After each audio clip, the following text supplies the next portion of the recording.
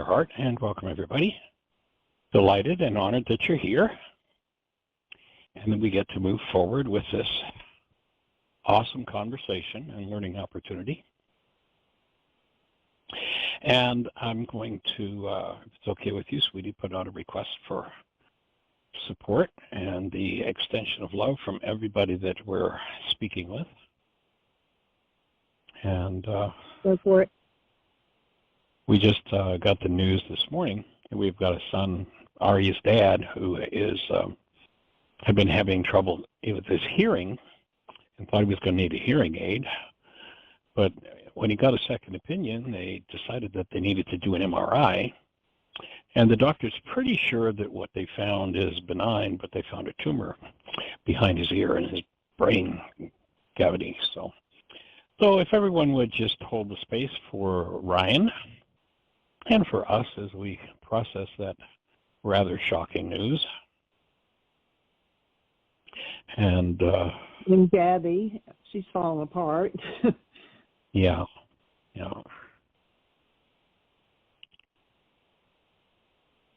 So if you'd breathe with us, hold the space. We actually suggested we go over and breathe Gabby this morning, but she's actually just 1 week away from delivering their son, Lincoln Elias. And so that certainly complicates everything. We had a visit with them yesterday and dinner last night. This news just came this morning. It had an MRI yesterday afternoon. And so we had dinner with them last night. And everything is going as planned with the birth process, and just adds some extra stress for them. So if you breathe in their direction and extend love, and comfort, awareness, and support, that would be awesome.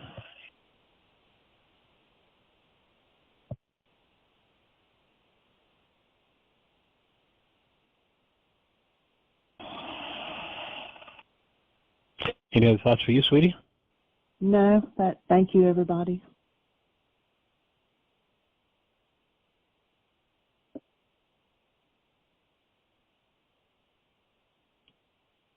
Just an extra stressor on them. You know, we had last week or week before last, Gabby had fallen and chipped her elbow. I guess that was last week.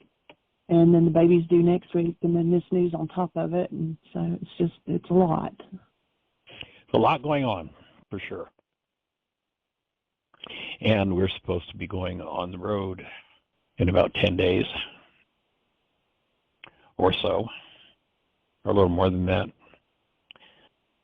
So, lots going on here. So before we move forward, sweetie, anybody in the phone queue with a hand up? Anything happening in the chat room? It's all quiet on this end, and I was just switching over because I had not gone out and looked at email this morning, but I'm not seeing any requests that we haven't addressed. So it's all yours. Okay, cool. Well, I had gotten a question from someone on one of the lines on the worksheet where we talk about sustained incoherence. And sustained incoherence is an idea that was a term that was coined by a physicist, David Bohm. He was a cohort of Einstein, actually worked with Einstein. It's interesting, as a young man, apparently, David Bohm, as a physicist, when he was in school, kind of, I guess it sounds like sort of offhandedly joined what back then was something popular on campuses, was the Communist Party. And, several years later, as he's finishing off his doctorate degree, they come to him because of his math skills, and he ends up helping them to do the math that allowed them to build the atomic bomb. And then, because he had this shadowy history where as a young man he joined the Communist Party, actually I might be in error on that. It may not be that he joined, but he had some friends that joined, and he went to a couple of their meetings. If I remember correctly, I think that's a little more accurate. In any event, whatever it is, they classified his math and would have let him have access to it. Interesting.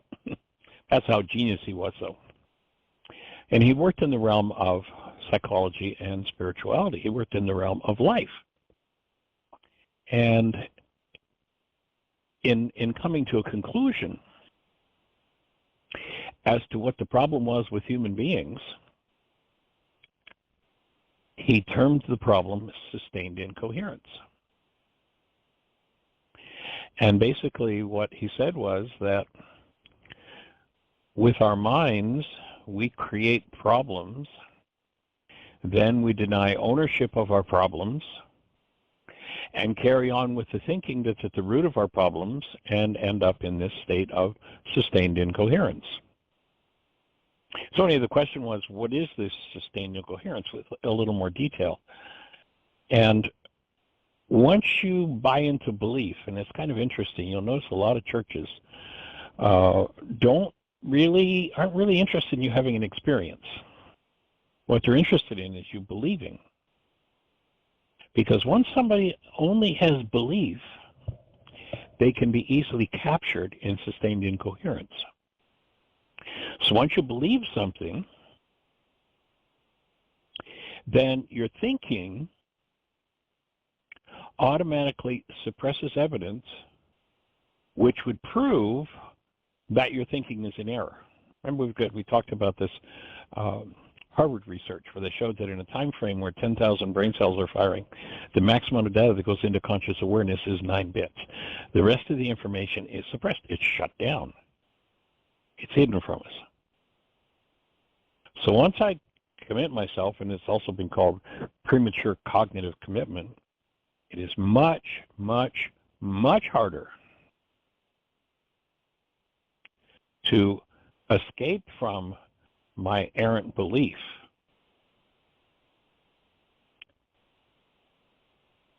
because the evidence my mind shows me will document that belief. Who was it? One of the writers who was a satirist back in the, 50s, 60s, 70s, something like that, maybe earlier than that even. And he offered that it's easier to fool someone than to convince someone that they've been fooled. And David Bohm had the answer for that. It was sustained incoherence. So if you push, believe, rather than do something to have an experience, then you can trap somebody in sustained incoherence. So once I have a goal that says, this is my belief, I will prove that it's true, we then sustain the potentially incorrect information or incoherence in order to maintain our belief.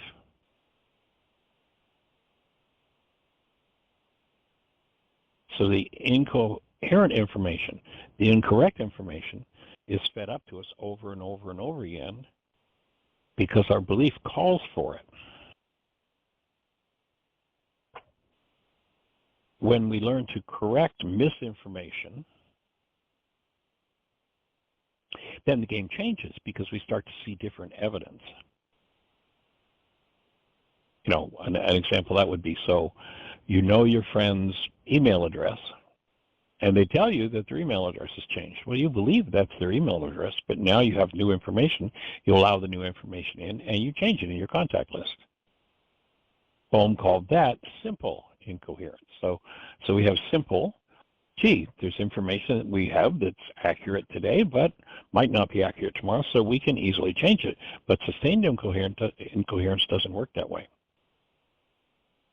So misinformation, and again, it's called, in another setting, premature cognitive commitment. Once I hold a belief, they did experiments where they had certain objects that they held at a distance so you could hardly tell what the object was, or you couldn't tell. There was a series of objects. They bring the objects closer, and all of a sudden someone goes, oh, that looks like a refrigerator. person beside them still can't tell what it is. The object comes closer, closer, closer, closer, and it becomes obvious to the person beside that one who said it was a refrigerator that it's a stove. It's so clear you can't miss it. It's so close. But the person who said it was a refrigerator, with their premature cognitive commitment, still their brain shows them a picture of a refrigerator. So we particularly stay with this sustained incoherent state of mind when there's a deeply desired outcome, or when our own self-image is at stake. So this sustained incoherence creates these cognitive illusions where thought stains a gap between reality and perception. And we've talked before about the Course in Miracles and its powerful insight that perception is a world made up by us to take the place of what the Creator gave us in creation. That would be almost another way of saying sustained incoherence.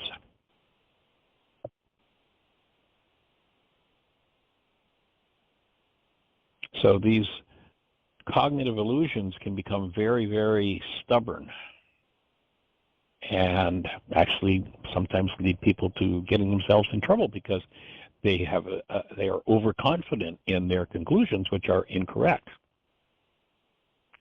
I think today, in the world where all this hostility and fear is going on in politics, I think that maybe is one of the factors in why a lot of people stick with the hostility and fear-based game when their natural state, their natural inclination isn't to be in that game. So interesting dynamics, interesting thing to understand. And Jeanie tells us that we've got a hand up. So let's say hello to our caller.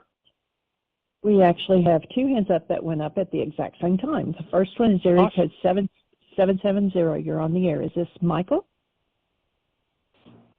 Hi, Jeanie. Yes, it is.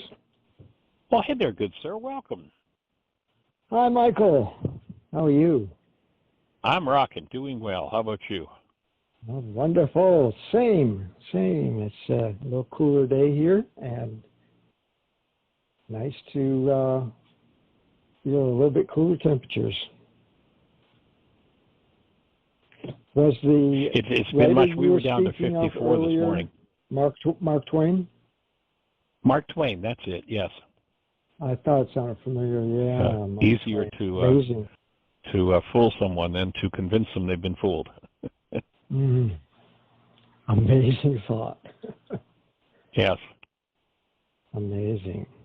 Premature cognitive commitment. It's a powerful mouthful when you realize the impact that it has on the brain and how people will stick to the most ridiculous things just because at one time they believed it.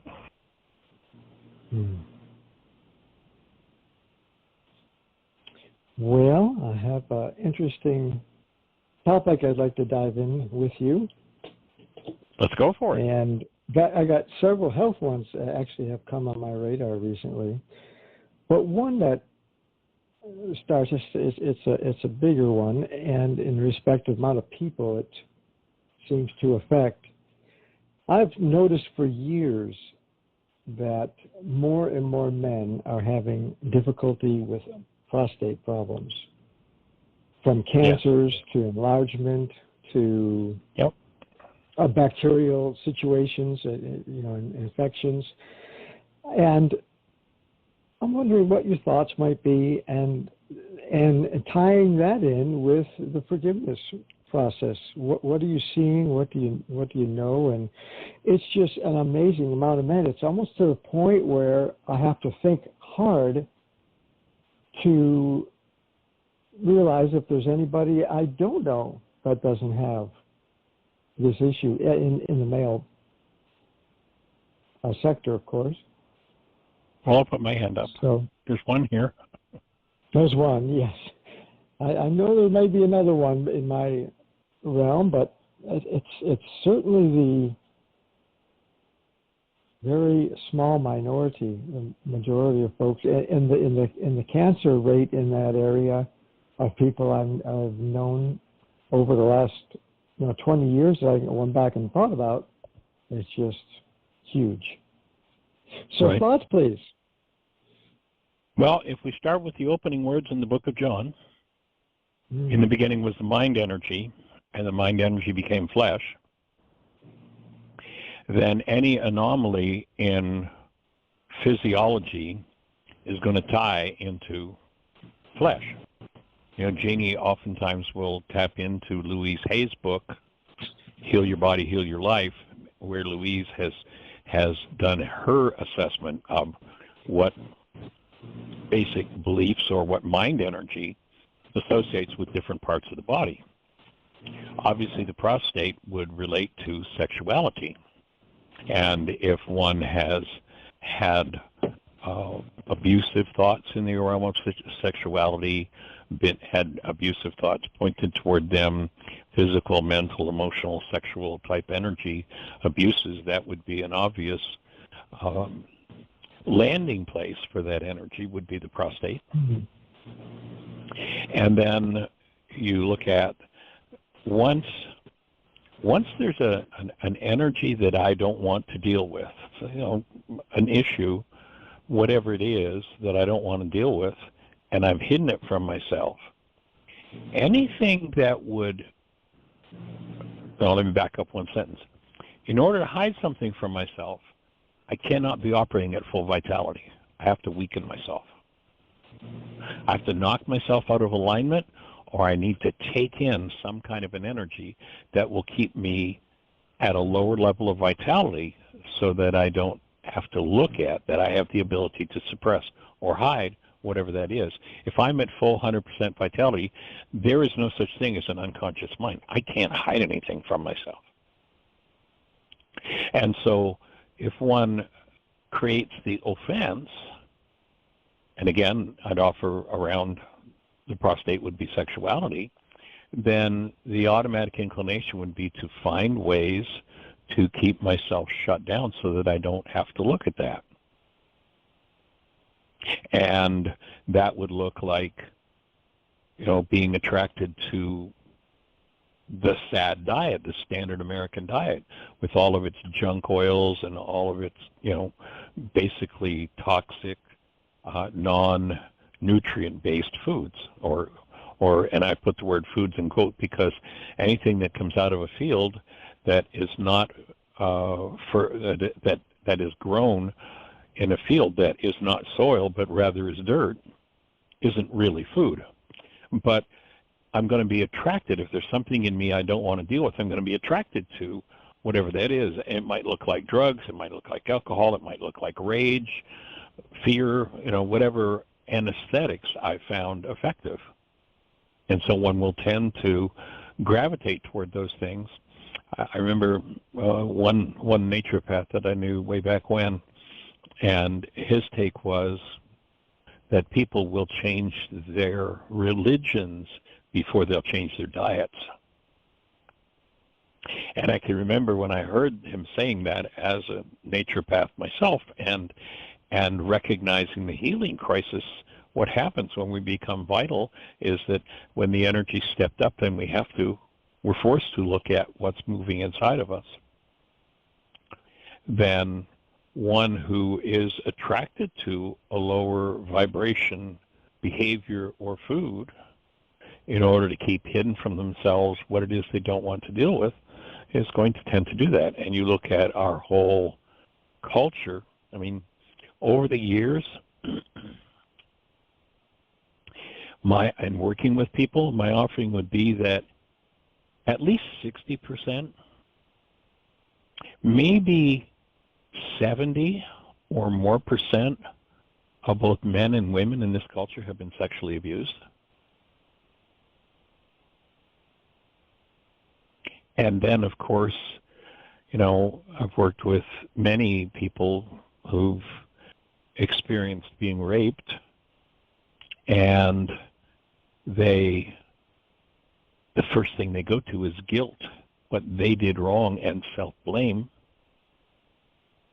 And so one who carries that kind of a load, if they're offered, you know, a XYZ burger that came from a field where cows were fed with corn instead of the grass that they would normally eat, and all of the dynamics of that filled with chemicals, et cetera, et cetera, et cetera.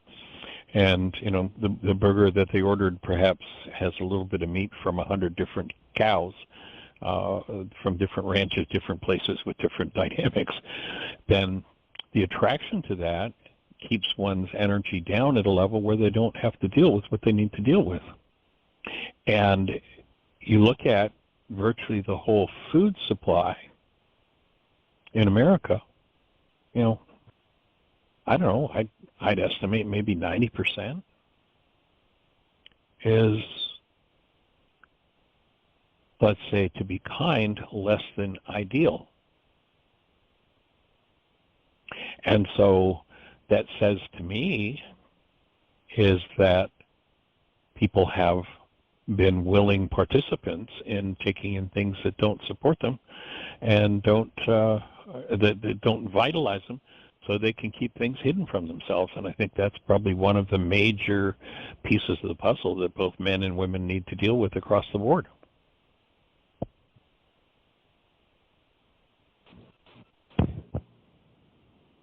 So that would be a starting point. Mm-hmm.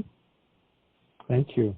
When we're hiding issues from ourselves, I guess I never picked up on this, what I believe I heard you say, when we're hiding issues, we're putting our physical being into a weaker condition, which would leave us open to the said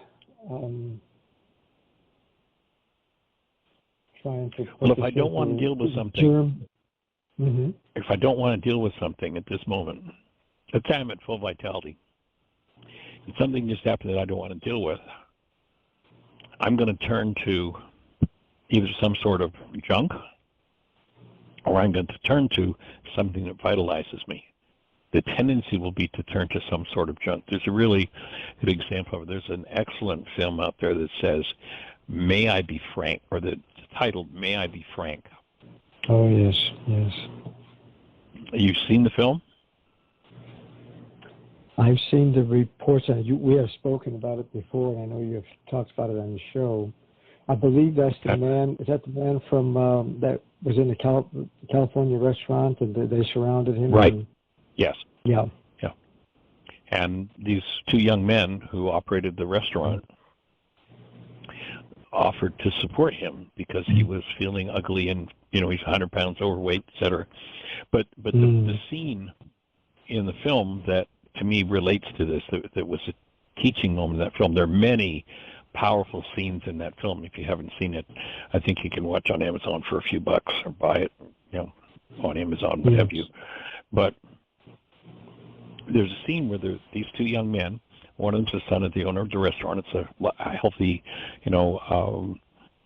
totally organic restaurant, and they make a deal with this guy that they'll guide his process and support him in healing because he really wants to heal, but he can't eat anything other than what they feed him from the restaurant. And one of the scenes, they go into his house and they show them cleaning out, all of his cupboards, his freezer, his refrigerator. I mean, they literally, almost everything that he thinks of as food is taken from his house. Later in the film, one of the issues he has is he's been estranged from his childhood sweetheart and his daughter. So these two guys who've decided to turn this into a movie, they got themselves a camera and decided to turn it into a movie, are sitting with him in his living room, and they've got the daughter and the mother there, or the former sweetheart, who he still cherishes and, knows he blew it with her, but they're sitting talking, and it's all very friendly and sweet until, and I don't remember exactly what the issue was, but until the former sweetheart says something that violates one of the big goals that he has for her. And at this point, if I remember correctly, he's probably lost about 50 pounds of the 100 pounds that he needed to lose. He's doing pretty well on his program. He's been through some pretty heavy-duty stuff. But he's sitting in a chair, and you watch his automatic response when she violates this goal, you watch the rage come up in him.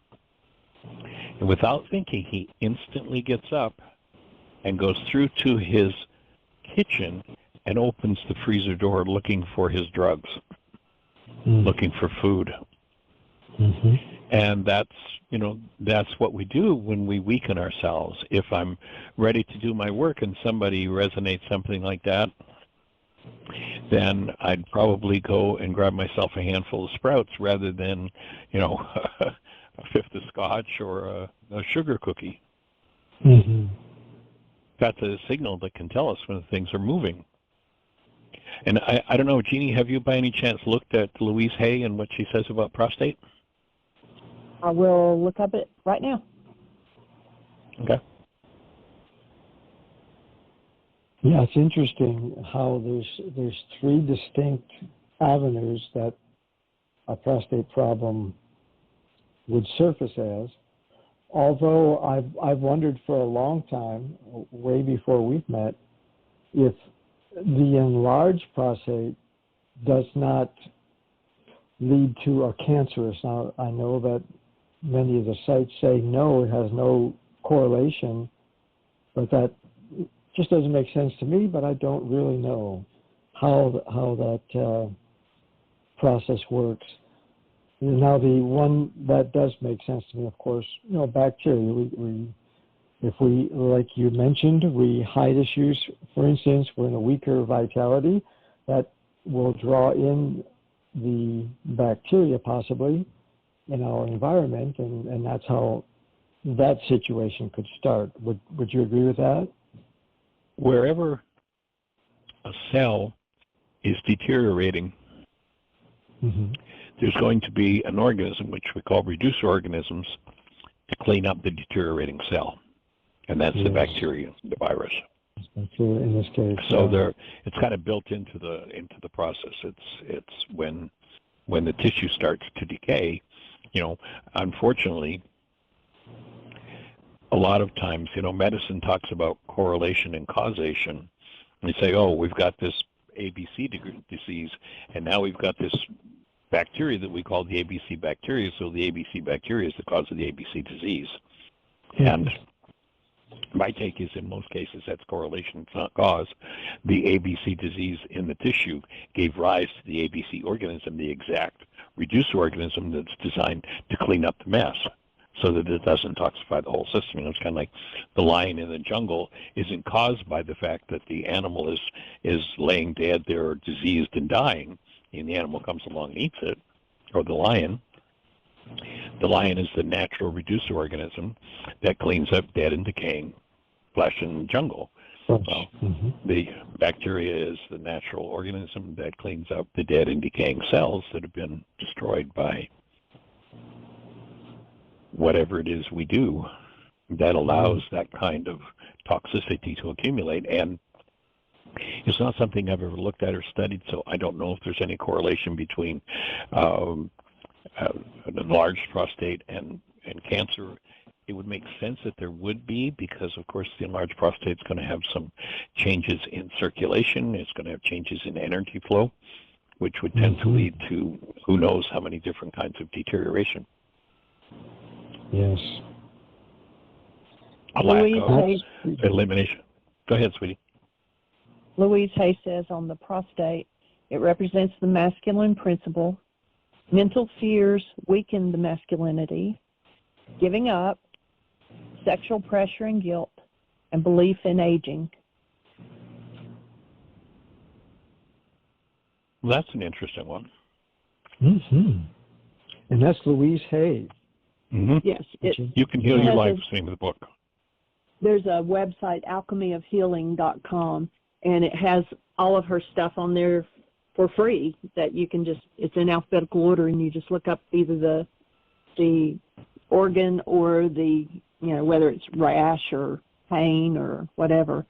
And like for cancer, she has down that it's a deep hurt, long-standing resentment, deep secret or grief that's eating away at the self and carrying hatreds. Isn't that something? That aligns a lot with German New Medicine also. appreciate that thought, alchemy of healing. I've not heard of that. That is really great news to hear. Nice, another resource. Yeah, Louise did some really good work in her time.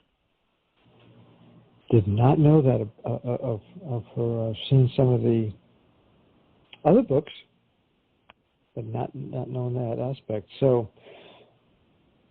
yeah, I'll look into that a bit further. It's something I have thought about, and of course, how this all ties into what we're speaking about. Germ theory versus the terrain theory, and we touched on that earlier with what happens with a cell that's undernourished, underenergized, and how that would draw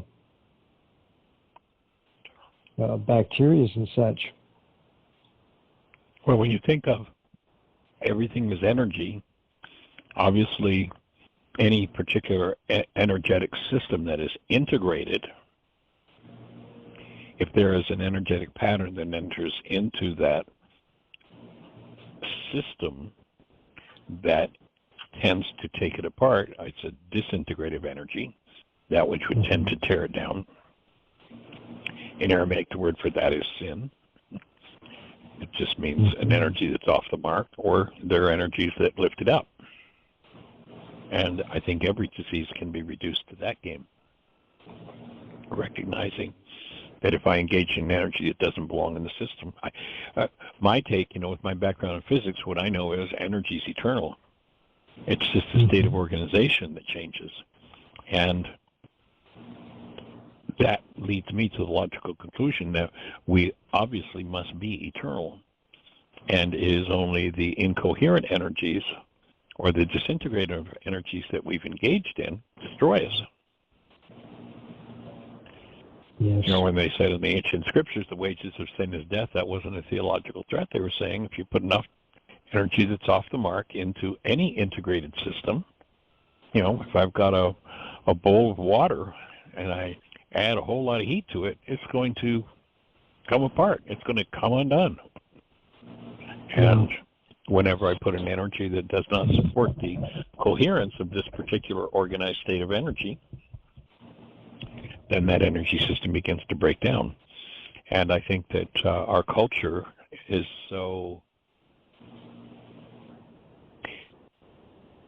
been so saturated with hostility and fear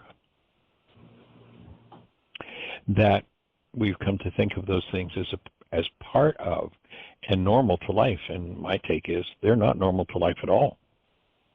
And they're the only thing that kills us.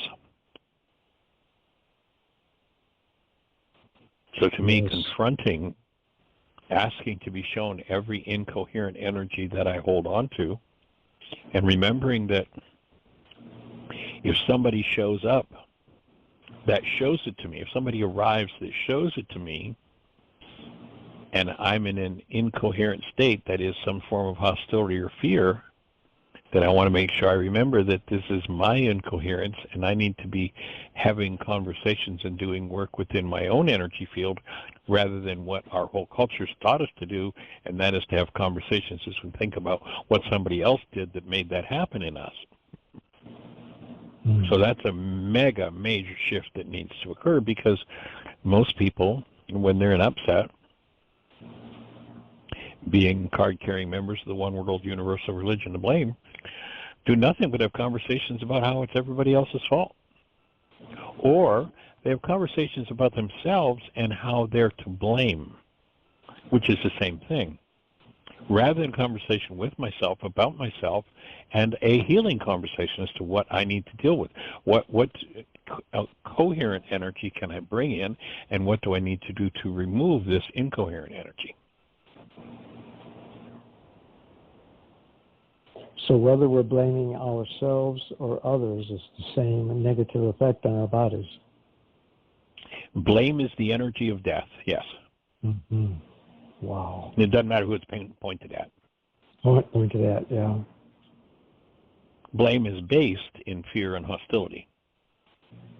Anything that is tied to fear and hostility, anything tied to fear and hostility is by definition, relative to our human forms, a form of disintegrative energy, of incoherent energy.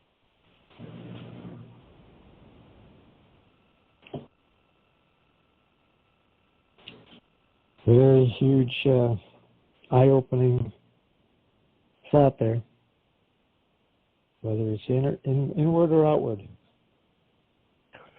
Yeah, the underlying thing is, what's the energy behind it? You know, life proceeds according to our thoughts. If I suffer from a thought disorder, it doesn't matter whether I'm pointing that thought disorder at myself or somebody else, or I could point that thought disorder at somebody that I fantasize, somebody that doesn't even exist. You know, many people, their blame game is, oh, the demons, and they externalize this Aramaic idea of demon, which is a word that represents a construct of thought disorders within the mind that produces aberrant perception. That's a demon in Aramaic, but there are people who, you know, coming from the Greek misinterpretation of that, now we've got these terrible, awful external forces that take us over. It's all the same stuff. Blame. Yes, the devil made me do it. Wow.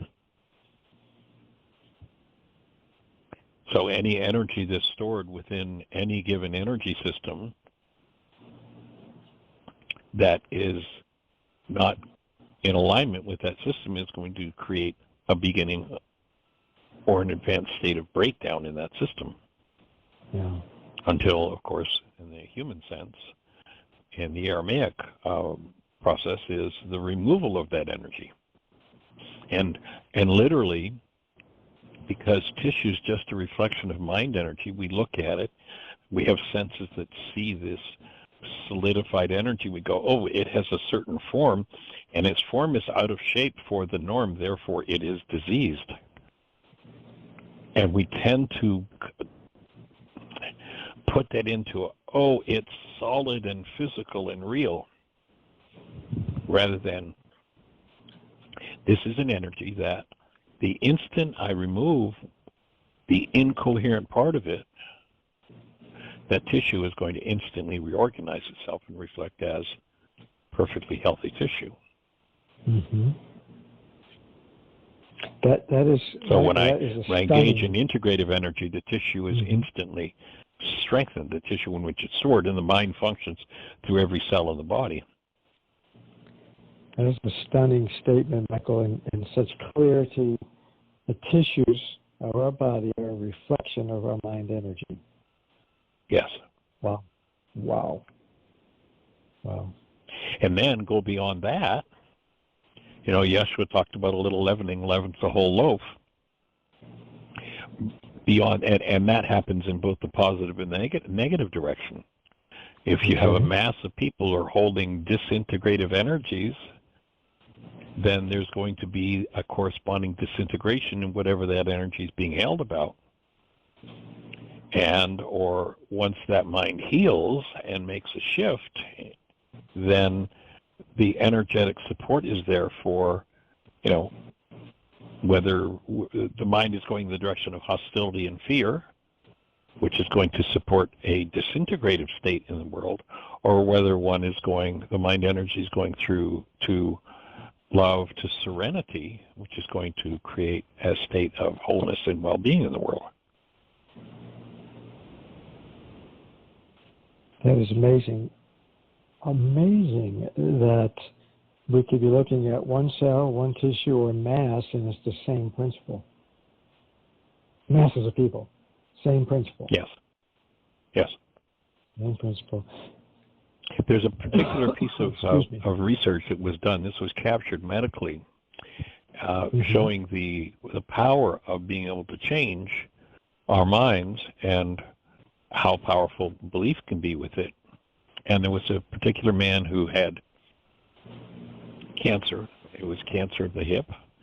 And he basically, on x-ray, his hip was gone. It was just eaten up with cancer. It wasn't there. But he knew if he could get into the pools of water at Lourdes, that he would be healed. And they have x-rays of that man when he came out of the pools at Lourdes with a perfectly formed hip. Wow. This is not a material world. This is an energetic world. Now, we're used to seeing energies change slowly, so we think, well, then the tissue has to change slowly. But no, it can be instant. We've got, records of a man on the battlefield, and, the dozen around him that lay dead from bullet wounds, he's just as dead as they are, but there's not a wound on him, not an injury. What drove the life force out of him? I think we could probably safely assume it would be terror and fear. But he isn't injured physically, and there's no physical injury. So what we do with our mind energy, the thing to get here is that it doesn't matter what we're thinking about, who we're thinking about. If the energy crosses our minds, and our minds are not connected to love, then that energy passing over that mind is going to be stored in the cells of that structure, of that particular body, and create their impact. And to me, when Yeshua is saying a little leavening leavens the whole loaf, he's talking about when enough of us get to the point where we shift and the predominant resonant energy within us is based in our human lives, based in love, rather than hostility or fear, no matter how justified it seems to be, then that tissue structure is going to shift into health, away from disease and into health. Mm-hmm. Beautiful. Beautiful. Appreciate those thoughts. And switching gears a bit back to germ theory versus terrain, I heard a practitioner, and I didn't write it down, but his statement was how parasites have killed more people than wars. Now, I don't have the details. I don't know how many wars, how many centuries he was speaking about, but my thought and question would be, parasites is something we haven't heard, probably collectively so much about in recent years as much as virus and bacteria. But it seems to me that would be in the same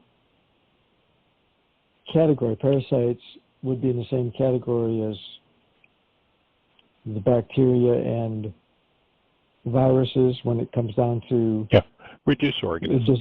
Reduce organisms. Yeah. Thank you. That's the if you look at the let's say the elephant that died in the field or is dying in the jungle, relative to that elephant, the lion that comes along and has dinner is a parasite eating on the decaying tissue. Mm-hmm. But the elephant doesn't, the lion doesn't chase down the biggest, toughest, most vital elephant in the herd, because there's no resonance, there's no attractive energy to vital tissue for the reducer organism. It's only where the tissue is decaying already that the vibration goes out to attract the reducer organism. And it doesn't matter whether it's the crop in the fields or the organs in the body. Mm-hmm. So if we're living our lives with the right mind energy, we're living in a symbiotic relationship with these reducer organisms, with parasites, correct, with bacteria, and so forth. Yeah, and they're present in us, and they're supposed to be present in us, but vitality keeps them in check. And the system is designed, if you create, you can imagine a creator saying, and if you fall out of harmony with me, things are going to get pretty bad. It's going to fall apart. That's how the system's set up. Yeah. And it isn't, in a lot of conversations, it's been made, well, you see, we blame the creator for that. but the Creator's got nothing to do with it. It's just like, here's how the system operates. I can remember there was a man who's well respected as a scientific mind, and he's an atheist. And I can remember listening to one of his lectures where he's talking about, well, you talk about God, and if you have this all, wonderful God, how could God, and I guess he had spent time in some pretty tough conditions in Africa, and he talked about how could a loving God allow the eyes of a child to be so eaten by parasites that the child goes blind, and how could that to him was proof that there was no Creator. And I wanted to get on the phone and say, excuse me, sir, I thought you were a scientist. Mm-hmm. It has nothing to do with God. I tell you what, instead of putting all your energy into wailing against God and being an atheist, how about if you put your energy into making sure that those kids that you are lamenting about have nutrition and clean water and support for living, rather than going around trying to convince everybody there's no God because this terrible thing happens. It's got nothing to do with God in that regard. If tissue begins to break down, then there are organisms designed to clean it up. Otherwise, if there weren't, over the years the Earth has been around, we'd be knee deep in dead bodies if there wasn't these reducer organisms weren't there to clean it up. Mm-hmm. Neat. Yeah, I can't help but think as I ponder more and more this work and look back out on functional medicine and integrative medicine and all these different avenues that seem to just look at one aspect of healing. But when you look at it from more of a overall aspect, it's the mind energy, and there's no sense in wanting to kill all the parasites. That's not going to really help us. It may get somebody by for I wouldn't go that short far. term. Yeah. If one gets oneself into difficulty where there is a great amount of deterioration, say for instance from something like a parasite, then be holy, work on every level. So it would be, yes, do the work in the arena of mind energy, clean up your dietary regimen, and do a parasite cleanse if you realize you've got parasites. Yeah.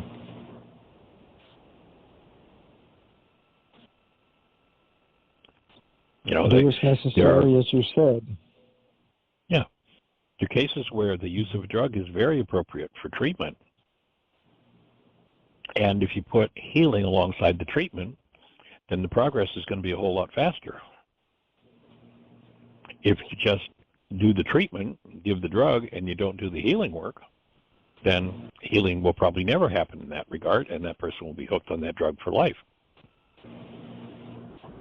And their life will be shortened as a result of it. Yes. Because of the side effects created by the drug. Michael, how do you see something like lockjaw? I saw a video on that recently, just a short blip. Didn't really get it, but I remember, when many of us were young, it seemed to be a huge thing. You got to have your tetanus shot. Tetanus, I think it was called, correct? And I mean, haven't gone anywhere near those things for years. Although, what really is happening in that instance? Someone steps on, gets cut by rusty metal or steps on a nail. Is it the bacteria on that surface that is causing the problem, or what am I missing here? My take would be that if there's an organism that is of a disintegrative quality, it's no different than a thought that's of a disintegrative quality. It's going to create deterioration in the system. Okay. So, we have skin for a reason. There are energetic influences that we call, organisms in the world that if they get inside of our skin are going to be of a destructive nature. They're not supportive of human life. And one who is vital and has a strong immunity is going to be able to throw those things off, and one who isn't going to be able to throw them off. And so there are certain protocols that they found, well, rather than taking a chance, does this kid have sufficient vitality to throw this off by themselves? Somebody invented a shot to assist in taking that organism out. For me, that makes sense. Yeah. Makes sense to have the shot, or what did you mention there? If one gets into a tangle with a rusty piece of metal, if I get into a serious tangle with a rusty piece of metal, I'd probably go get one, yeah. I see. I see what you're saying. Mm-hmm.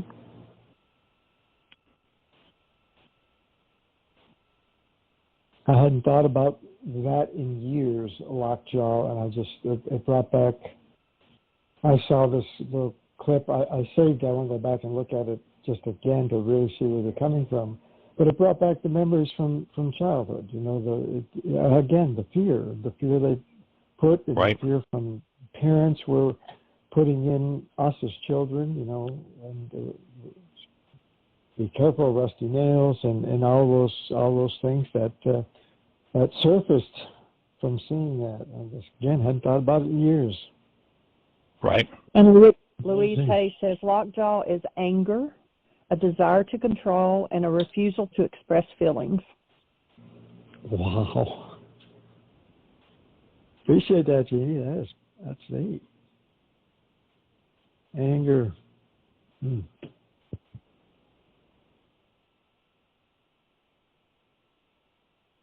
Well, it's been a great learning time here. Much appreciation, folks. This is neat. Glad to be on the team. Delighted to be here to support. Yes, indeed. Great to be a part of all this, and can't wait to look up this website, Jeanie. And I just did a quick search, and tetanus, basically lockjaw, is a result of a bacterium getting into the body. Clostridium tetani, getting in through the skin.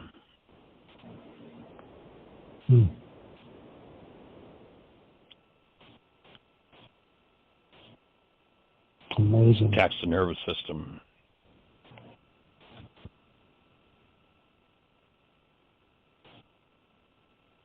Attacks the nervous system, so I guess close proximity of the nerves to the neck is possibly why it's affecting the jaw. Say it again. I just pondering. I happen to think as to why is it affecting the jaw, and when you said if this is attacking the nervous system, with the amount of nerves running right past the jaw, I wonder if that's the connection with, down from the brain, past the jaw area, down into the body. Just wondering why it's the jaw that seems to be attacked in this case. Not sure, but that it seems, and it's not just the jaw; it's the jaw and the neck that tend to the muscles tend to go into tetany. They tend to get tight. We can take somebody if someone does still point breathing or mistakenly thinks they're doing still point breathing, but pushes the breath too hard, muscles will go into tetany. Usually, the muscles of the hands, the feet, or the face, if somebody's pushing the breath too hard. Michael, what is pushing the breath too hard? I want to hear more. Well, you'll notice when we've done the still point breathing process, and we did that quantum still point, there's a gentle connected breath that's used. And sometimes rather than that gentle breath, people get into, huffing and puffing. I don't recall if in the sessions we did, I had to slow you down at all when we were breathing. I don't specifically recall, but sometimes people get into blowing the breath out, trying to blow it out, and that will tend to create a muscle tension throughout the body and tetany. I see. So very vigorously then is what you're referring to. Okay. We'll tend to do that, yeah. And there's some who encourage people to do that because it creates all kinds of sensations, and they go, wow, look at all these cool sensations. But thank you very much. We'll pass on the cool sensations. I'd rather do the still point process that just opens the veil and allows things to be processed out of the system. I remember back years ago at Heartland, we had a medical doctor that came, and somebody had breathed him, and he'd gotten into this, really blowing the breath out. And he just wanted that sensation. And just blow. It's like, stop. This is not what this is not still point breathing. Slow down. Well, but look at all this sensation. It's like, excuse me. What we're looking for is transformation, not sensation. But some people want sensation, so, Well, that song that was pretty popular back a few decades ago, I Can't Get No Satisfaction. That's the person that wants sensation. It's like, no, but that's not what this work is about. Yeah, I recall on the sessions I did with you, you weren't having to slow me down. You had to speed me up just a bit. Okay. Yeah, I was going too slow and a bit fragmented. I guess you worked with me getting it more even. Yeah. Right. Oh yeah. I remember that we had a bit of a block in your stomach. Going in different direction. Right. Still working on that, but it's coming along. I'll be very conscious of it, and it's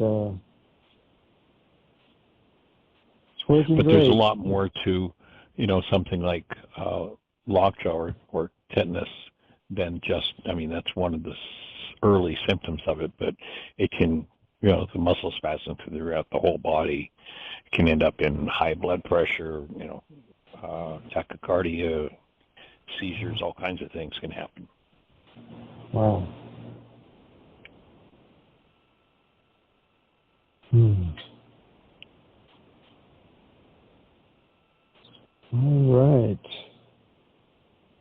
All right, sir. Well, any other thoughts for you today? No, we've gone around many subjects. I really appreciate it. Great Awesome. to hear these things. It's wonderful. All right, sir. Well, you have a blessed one. Holding space for you. Thank you. Same here. Blessings to you both, and much appreciation. We'll talk next week. Take care now. Bye now.